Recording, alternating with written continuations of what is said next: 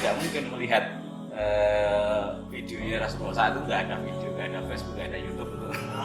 Atau mengekspos Rasulullah ketika sholat itu.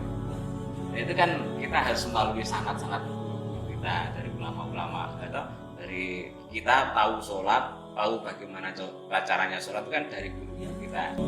Assalamualaikum warahmatullahi wabarakatuh. Selamat datang di channel terbaru kami, Ngobrol Santai. Nah, yang kali ini ditemani oleh Kang Muhdiono dari mana, Kang? Pejinan. Dari Pejinan.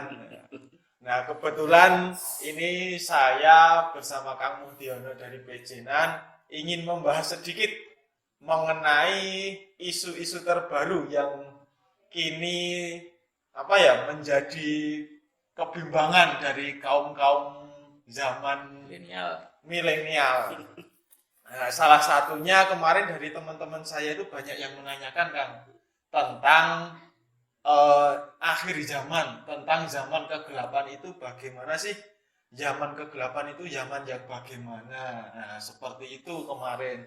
Banyak yang menafsirkan bahwa zaman kegelapan itu zaman yang sudah tidak ada ulama ataupun yang lainnya. Kemarin juga banyak pertimbangan, tetapi kan itu cuma dari teman-teman saya, kurang afdol lah rasanya jika belum ditanyakan ke ahlinya langsung seperti itu. Jadi ini mohon pencerahannya dari Kang Muhdiono mengenai pertanyaan tersebut. Monggo, Kang. Fase gelapnya zaman. Fase gelapnya zaman. Okay.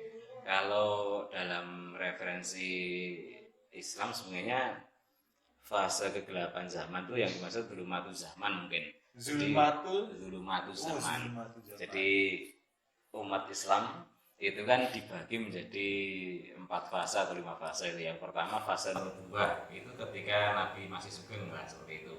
Kemudian fase Khalifatul Rasyidin atau Khalifah yang 4 itu sampai Sayyidina Ali. Kemudian setelah itu kan fase khilafah itu dimulai dari Umayyah kemudian Abbasiyah sampai yang terakhir itu di Turki itu ada Khalifah Turki Ottoman. Nah, itu runtuh ketika 1924 apa ya. Nah, seperti itu. Nah, setelah itu kemudian disebut sebagai fase zulumatul zaman atau gelapnya zaman. Nah, yang dimaksud gelapnya zaman seperti apa itu nggak ada sebenarnya hadis Rasulullah yang menjelaskan bahwa umat Islam itu kelak akan jumlahnya banyak tapi ya seperti buih di lautan, banyak tapi tidak punya peran apa-apa di dunia ini ya tadi itu. Nah, saya punya pengalaman mungkin untuk membuat pendekatan seperti apa kok dunia dianggap gelap bagi umat Islam itu. Nah, itu untuk menggambarkannya saya pernah itu mengalami kejadian seperti ini. Waktu ada Gunung Kelot atau Gunung Merapi meletus itu kan saya dari Kalasan ke Pejinan itu melewati Jalan Solo. Nah, di situ itu karena tebalnya debu yang di jalan itu sehingga semua itu terlihat sama sekali tidak terlihat. Nah, seperti itu. Nah, itu motor sama-sama nggak terlihat, batas jalan nggak terlihat, pelang-pelang nggak terlihat dan sebagainya. Jadi kan kita bingung. Kita itu menghadap mana, sudah sampai mana, itu kita bingung. Nah, itu satu-satunya yang bisa terlihat itu hanya lampu belakang motor yang di depan kita. Nah, kurang lebih saya saat itu menggambarkan bahwa mungkin ini yang disebut yang kira-kira yang bisa menggambarkan zulumatul zaman. Jadi kita nggak bisa melihat bingung dengan kehidupan kita. Sesungguhnya kita itu hidup untuk apa, kemudian akan menuju kemana, kita mengikuti siapa, seperti itu. Nah, akhirnya saya menggambarkan bahwa lampu belakang motor di depan saya yang bisa kita ikuti itu sebagai ulama-ulama kita. Karena ulama kita ini kan dia punya cahaya ilmu yang diwarisi oleh ulama-ulama sebelumnya hatta Rasulullah SAW. Nah, seperti itu. Nah, bagi ulama itu ada ayat yang mengatakan bal ayatun bayyinatun fi suduril ladzina amanu nautul ilma. Jadi ulama itu ayat-ayat Gusti Allah bagi ulama. Ayat Gusti Allah itu jangan hanya dipahami sebagai ayat yang maktubah yang tertulis di antara dua mushaf itu, yang bagus itu. Tetapi ayat Gusti Allah itu juga di luar itu ada ayat kauniyah atau ayat ghairu maktubah. Ya kan? Nah itu, jadi pengalaman kita, fenomena alam yang kita lihat, yang kita dengar, pengalaman orang lain dan sebagainya, apapun yang terjadi di atas muka bumi ini adalah ayat-ayatnya Gusti Allah semuanya juga. Nah, bagi ulama seperti ini, baik ayat yang maktubah maupun ghairu maktubah itu bayinatun, jelas bagi ulama, bisa melihatnya dengan sangat jelas. Itu karena ulama itu utul ilma, dia itu didatangkan dalam dadanya itu ilmu-ilmunya Gusti Allah seperti itu. Oh iya, yang jelas. Kalau tentang ulama itu tadi ya, kenapa kemarin juga ada yang bertanya, kenapa sih kita itu kok tidak langsung mengarah rujukannya langsung ke Rasulullah, padahal Rasulullah itu jelas-jelas itu kan Nabi, Rasul, utusan yang diutus Nabi terakhir, penyempurna Nabi yang lainnya yang terdahulu. Kenapa kita tidak langsung ke sunnah, tidak langsung ke sunnah, kenapa harus ke ulama dulu? Nah, sekarang tak tanya, kalau misalnya ada hadis shollu kama ra'aitumuni usolli, Rasulullah kan perintahnya sholat kan seperti itu, shollu kama ra'aitumuni usolli, kowe sholat padha karo aku sholat. Nah itu caranya gimana? Misalnya kita dengan Rasulullah itu kan hidup di 1400 tahun yang lalu, ya kan? Nah seperti itu. Nah kemudian sementara kita itu hidup di saat ini, kita kan nggak mungkin melihat videonya Rasulullah saat itu, nggak ada video, nggak ada Facebook, nggak ada YouTube untuk atau mengekspos Rasulullah ketika sholat itu. Nah itu kan kita harus melalui sanad-sanad guru-guru kita, dari ulama-ulama, atau dari kita tahu sholat, tahu bagaimana caranya sholat itu kan dari guru-guru kita dari guru mereka, dari ulama, hatta ila Rasulullah SAW. Nah seperti itu. Jadi ilmu agama itu tidak bisa hanya diselesaikan dengan akal atau pikiran kita, tapi harus ada rujukannya, harus bersanad pada ulama hatta ila Rasulullah SAW, musalsal, berantai-rantai sampai Rasulullah SAW, seperti itu. Terlalu berisiko nggak kira-kira kalau kita itu saklek, kira-kira saklek langsung, semisal kita dulu mendengar bahwa ada perintah sholatlah seperti sholatnya Rasulullah, seperti itu. Nah, kira-kira ada resiko nggak kira kalau hanya menafsirkan itu secara secara tekstual kayak gitu, tidak merujuk pada ulama, tidak merujuk pada kita urutkan dari sanadnya ulama ini ya, seperti itu. Saya ingin lagi, misalnya awake dhewe iku pengen makan durian.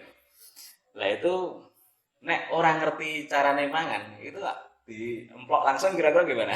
Enggak bisa toh. Harus ada alat kupas untuk carane. Cara menikmati durian itu adalah dibelah dulu kulitnya. Cara belahnya dari sini, ada tutorialnya, ada cara-caranya. Lah cara itu kan yang mengajarkan guru-guru kita teknik seperti sholat itu seperti ini loh. Diawali dengan salam, apa yang harus dibaca, apa yang harus dilakukan, ada syarat rukunnya, ada apa yang batal dan sebagainya. Kita sholat itu tujuannya untuk apa, gitu. Itu kan yang tahu kan para ulama. Kenapa kok para ulama tahu? Karena al ulama warasatul anbiya, karena ulama itu pewaris para nabi, pewaris ilmu-ilmunya para nabi yang kemudian diturunkan sampai pada kita, seperti itu. Bahkan Rasulullah itu dalam memang benar bahwa Rasulullah itu adalah cahaya kehidupan kita lah, seperti itu. Nurun wa mubasyiron, atau kalau nabi-nabi yang lain kan nadhiron wa mubasyiron. Dan Rasulullah itu wa ma arsalnaka illa rahmatan lil alamin. Rasulullah itu diturunkan di atas muka bumi itu sebagai bentuk kasih sayangnya Gusti Allah terhadap umatnya di muka bumi ini. Nah ini Rasulullah memang menjadi cahaya dalam kehidupan kita. Cahaya di fase umat kita ini adalah Rasulullah itu, tapi melalui informasi para ulama mestinya itu. Nah bahkan kenapa Rasulullah itu disebut dengan Badrun, ya kira-kira seperti itu. Dulu ketika di Madinah, Rasulullah datang ketika hijrah dari Makkah ke Madinah, datang itu disambut oleh warga Madinah dengan syair-syair kegembiraan mereka. kalau Mas Wahyu ingat itu ada syair selawat Tola'al badru alaina, telah terbit di antara kita badrun. Badrun itu purnama. Kita segelap apapun malam ketika purnama datang, itu semuanya akan menjadi terang, jadi menjadi terlihat kan seperti itu. Maka apa-apa yang diajarkan dituntun oleh Rasulullah itu menjadi pegangan kita. Kita ikuti ulama ikuti Rasulullah SAW. Maka kegelapan ini bisa kita lalui dengan cara seperti itu. Oh iya Kang, mumpung ingat ini tadi kan ada pembahasan mengenai sholat. Nah, ini juga kaitannya dengan solu kama ra'aitumuni sholli tadi. Ya, nah, ini kan juga mengenai pertanyaan-pertanyaan dari teman-teman saya kemarin juga ada. Sebenarnya ya, sekarang kan di zaman seperti ini terkadang orang memaknai sholat itu hanya sekedar beribadah dari wudhu, terus waktunya subuh sholat, dari takbir sampai sujud salam, terus zuhur, tahunya kan seperti itu, hanya mengenai syaratnya bagaimana, terus waktunya. Nah, apakah sholat itu sebenarnya hanya sekedar mengucapkan doa dan juga bergerak seperti itu, atau sebenarnya pemaknaan sholat itu bagaimana? Nah, jadi begini Mas Wahyu, sholat itu sebenarnya kan ya kalau dalam bahasa fikih yubda'u bisalam yukhtimu bitakbir yukhtimu bisalam. Jadi di gerakan atau ucapan atau yang diawali dengan takbir diakhiri dengan salam, seperti itu. Ketika itu sudah dilakukan secara fikih sebenarnya sudah sah seperti itu. Tapi apa yang mikir ngono kuwi ya ngono kuwi mesti kan ana tujuane kenapa kita disuruh sholat, disuruh sujud karo Gusti Allah ngoten niku. Nah itu sholat itu sebenarnya adalah menyambung ruhani kita dengan Gusti Allah. Silatun bainal khalqi wa rabbihi. Jadi silaturahim bainal khalqi wa rabbihi, silaturahim makhluknya Gusti Allah dengan penciptanya, seperti itu. Jadi kalau kita sholat tidak hanya kalau dulu itu ada Imam Ghazali itu yang menjelaskan bahwa ketika kita sholat itu sungguhnya kita itu dituntut untuk hudurul qalbi, atau perasaan kita, hati kita itu hadir, atau perasaan kita itu hadir. Kita sedang apa? Kita itu sedang mertamu Gusti Allah, atau silaturahim dengan Gusti Allah, menyambung silaturahmi, menyambung ruhani dengan Gusti Allah, seperti itu. Ada lagi keterangan yang mengatakan bahwa sholat adalah mi'rajul mukminin. Jadi mi'rajnya kalau Rasulullah kan secara fisik dan ruhani dulu pernah Isra dan Mi'raj sampai Sidratul Muntaha. Sementara kita ini hanya orang biasa, orang awam, itu diberikan fasilitas dari Allah, itu Mi'raj bisa dengan cara sholat. Jadi as-sholatu mi'rajul mukminin. Sholat itu adalah mi'rajnya orang-orang yang beriman pada Allah. Kalau kita menyambung ruhani dengan Rasulullah itu caranya dengan sholawat kan. Bahkan sholawat itu juga diperintahkan dalam Al-Quran, atau innallaha malaikatahu yusholluna 'alan nabi ya ayyuhalladzina amanu shollu 'alaihi wasallimu taslima. Ada Gusti Allah dan malaikatnya saja bersolawat pada Kanjeng Nabi, gitu kan? Masa kita enggak lah. Itu kita juga disuruh untuk menyambung silaturahim dengan Rasulullah dengan melalui sholawat gitu. Bahkan bagi orang-orang mukmin itu dikatakan bahwa orang-orang mukmin itu melalui sholatnya itu membuktikan asyaddu hubbalillah. Jadi saking cintanya kepada Allah, itu dalam sholat itu kadang-kadang khawatir untuk mengakhirinya, ketika sujud terakhir kemudian mengakhirinya, itu orang-orang ulama-ulama dalam zaman dahulu kadang-kadang khawatir tidak ingin berhenti dari sholatnya, itu saking asyaddu hubbalillah, atau saking cintanya dengan Allah Subhanahu wa taala. Nah, sekarang gini kan, tadi kan pembahasan pertanyaan pertama tadi tentang kegelapan zaman, tentang zulumatul zaman. Nah, terus tadi melebar tentang bagaimana cara kita mengikuti Rasulullah, dari mulai diurutkan, lebih baik kan diurutkan dari sanadnya, harus jelas sanadnya. Nah, pembahasan juga tentang sholat. Nah, kira-kira hubungannya ibadah sholat itu dengan fase zulumatul zaman itu kira-kira bagaimana ya? tadi kan ada saya menjelaskan masalah bahwa sholat itu adalah silatun bainal khalqi wa rabbihi. Ketika kita menyambung silaturahim dengan Gusti Allah dengan melalui sholat itu artinya kan kita mengakui bahwa kita itu butuh dengan Allah. Bahkan Gusti Allah itu menegaskan dalam Al-Qur'an, antumul fuqara ilallah. Kowe fakir karo aku Gusti Allah maksudnya. Itu ada ayatnya, antumul fuqara ilallah. Seperti itu. Kalau Gusti Allah ya ora butuh awake dhewe ora ono ya ora pengaruh apa-apa karo Gusti Allah. Tapi kita sangat butuh dengan Allah. Misalnya tadi kan saya menggambarkan masalah hurmatul zaman itu dengan ketika saya mengalami ketika njebluke Gunung Kelor di Jalan Solo itu kan luar biasa berdebu sama sekali tidak terlihat. Nah, itu kan siapapun di situ itu kan kita bingung karena dalam keadaan yang tidak bisa melihat apa-apa atau di dalam keadaan yang mengerikan dan sebagainya. Nah, mestinya kita ingat dengan Allah, kita butuh dengan Allah itu tidak hanya dalam hal-hal ngono-ngono kuwi ketika kita bahaya, kita tidak punya apa-apa, rantai duit lagi kelingan Gusti Allah. Nek pas seneng-seneng tak kelingan Gusti Allah. Kan ngerti to umume wong. Nah, mestinya silaturahim dengan Gusti Allah atau sholat perasaan yang dibangun oleh kita yang diajarkan Imam Ghazali itu perasaan yang dibangun kita ketika kita sholat itu juga kita hadirkan di luar kita sholat. Ketika kita tidak sholat pun itu perasaan-perasaan yang ketika kita sholat pun itu juga kita hadirkan. Misalnya dalam sholat kan kita membaca gimana tuh, inna sholati wa nusuki wa mahyaya wa mamati lillahi rabbil alamin. Sesungguhnya inna sholati, sesungguhnya sholatku wa nusuki dan ibadahku wa inna sholati wa nusuki wa mahyaya dan hidupku leku urip nang donya iki wa mati dan kematianku besok itu sampai aku mati besok itu lillahi rabbil alamin namung kagem panjenengan Gusti Allah. Ngaten niku orientasi hidup kita itu Gusti Allah di fase zulumatul zaman atau gelapnya zaman ini itu kita pun juga berkehidupan itu mestinya nggo ngabdi kepada Gusti Allah karena sebenarnya kita diciptakan di dunia ini wa ma khalaqul jinna wal insa illa liya'budun. Gusti Allah ngendika niku kan inna wa ma khalaqtu, aku tidak menciptakan jin dan manusia itu kecuali untuk menyembahku, untuk beribadah kepadaku. Ngaten niku.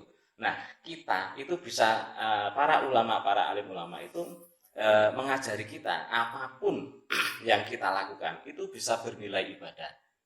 Ketika niatnya itu untuk Gusti Allah. Misalnya Mas Wahyu itu sedang bekerja, bekerja itu kan juga diperintahkan, walatan sana sebagai dunia ojo lalek ini kesejahteraan duniamu, karena itu ada perintahnya ketika saya bekerja karena ono dawis karena dawuh Gusti Allah itu akan bernilai ibadah.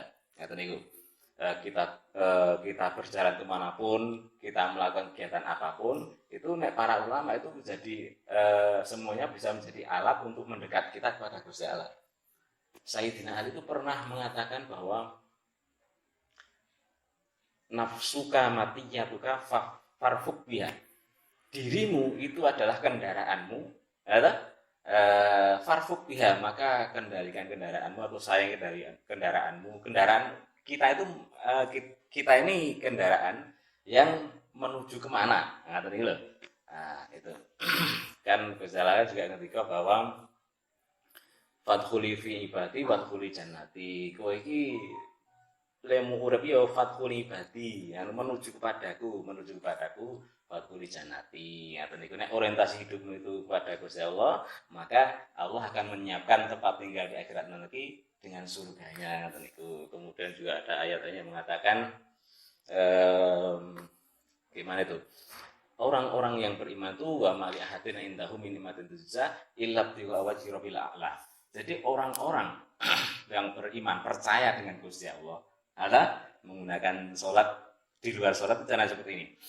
Wa ma li ahadin indahu min ni'matin tujza illa bi wajhi rabbil a'la. Kita melakukan kebaikan kepada siapapun itu muamalahnya bukan kepada orang yang kita ajak kebaikan tadi atau yang kita baiki tadi, tapi muamalahnya itu dengan Gusti Allah.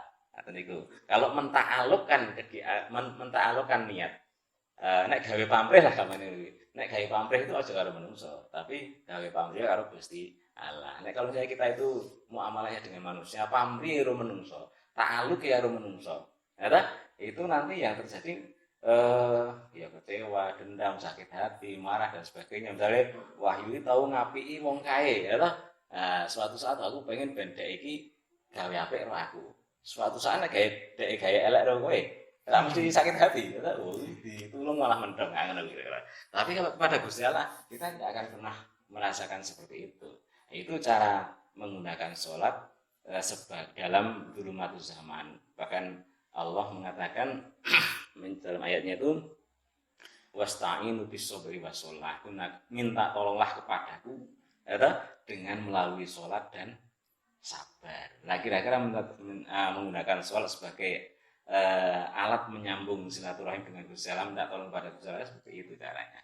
Oh ya, terima kasih sebelumnya sudah dari Kang Muhdiono sudah memberikan penjelasan gamblangannya yang pada intinya di fase zulumatus zaman ini kita itu sebenarnya seperti halnya buih di lautan yang hanya terombang-ambing dan bukan bukan modelnya lagi kita hanya memamerkan apa yang nampak. Berarti kita juga harus pada intinya kita juga mengedepankan niat kita ya kan. Berarti yang dikedepankan adalah perasaan kita. Tidak zamannya lagi untuk mengedepankan apa yang nampak pada diri kita. Begitu ya Kang? Iya. Sebelumnya juga terima kasih. Mungkin lain waktu bisa berbincang santai lagi dengan Kang Muhdiono. Demikian bincang-bincang santai dengan Kang Muhdiono. Semoga bermanfaat bagi teman-teman semuanya. Dan juga semoga bincang-bincang kali ini juga diridhoi oleh Allah. Jangan lupa juga subscribe, like, komen, dan juga boleh dibagikan ke teman-teman lainnya. Sekian dari saya. Assalamualaikum warahmatullahi wabarakatuh.